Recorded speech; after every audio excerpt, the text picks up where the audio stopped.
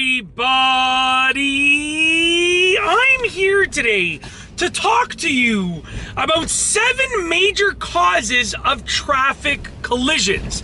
That's right, these are some major causes of the effect of a traffic collision. So I would recommend that you avoid them at all costs and really try to avoid being around them. Let's get right into the video. Number 1 is distracted drivers. Now, believe it or not, drivers that are distracted with mindless tasks are actually not a big cause of traffic collisions. Something like talking on a hands-free phone call, talking to a camera that's filming you like I'm doing right now, organizing your day in your head, that kind of stuff doesn't really distract you enough to increase your likelihood of getting into a collision.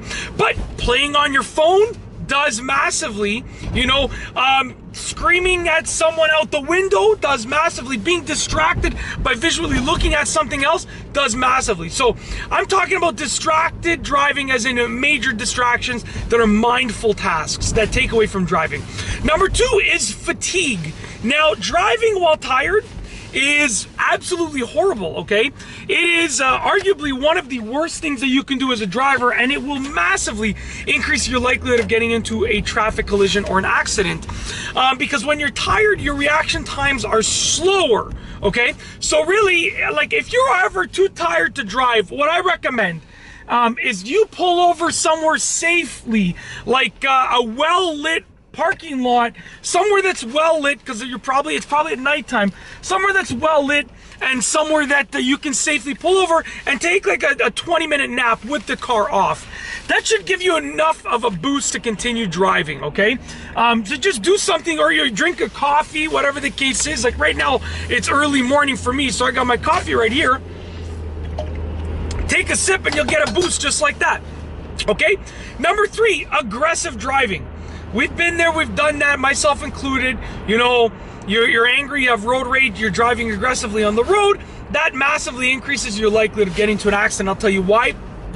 You make decisions that you regularly wouldn't make. Let's say there was a yellow light and I regularly would want to stop at that yellow light. If I was driving too aggressively because I was having road rage, then I would want to run that yellow light. So that's what causes the accidents, okay?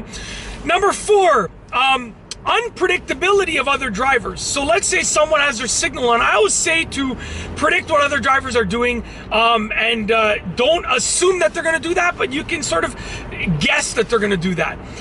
So let's say a driver was signaling and I thought that they were turning, so I decided to make a maneuver, and then they ended up going straight and T-boning me. Okay, that would still be my fault pretty much, because just because someone signaled doesn't mean that they have to turn. They're signaling to let you know that they plan on turning, but it doesn't mean that they have to turn. So if another driver is unpredictable, that can cause an accident. Number 5, car part failure. I had a very close friend of mine, I still do, thankfully he's okay, but he was driving and his brakes just didn't work. Luckily, he figured out how to slowly use his e-brake, and he got into a minor accident instead of a major accident because he was on the highway, so that could have been really bad. Thankfully, he was okay. I believe it was the master cylinder, but these things happen, right? The older that your car gets, the higher the likelihood that parts will fail, so keep that in mind. And his car was a really old car, but there are many old cars that run perfectly fine. You're working with likelihood here. Number 6, speeding. Speeding is a massive cause of accidents. People think, oh, I can speed safely. Well, not really, no.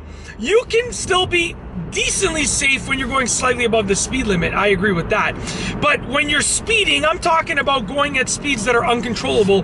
And it's number 6 combined with number 7 that really increases the likelihood of an accident through the roof, which number 7 is weather conditions. Right now I'm driving, the roads are cold, and basically, I don't have the snow tires on this vehicle yet because it was an unexpected snowfall and an unexpected frostbite, basically. So the roads are cold, but it's gonna get warm again tomorrow. So this is just for one day, and believe me, I'm putting the snow tires on tomorrow when it's warm. So weather conditions, especially when your car is not ready for it, can cause an accident. And weather conditions combined with speeding, massive chance of an accident, massive increase in likelihood of a collision. Okay, so you gotta be safe. Do what you gotta do to avoid these factors playing a role in your driving, a negative role in your driving, because they will increasing your likelihood of getting into an accident. And that's it. If you like this video, please be sure to give it a thumbs up. Let me know what you think down below as a comment. And of course, be sure to subscribe for more great videos just like this one. And that's all I have for you today. Thanks for watching.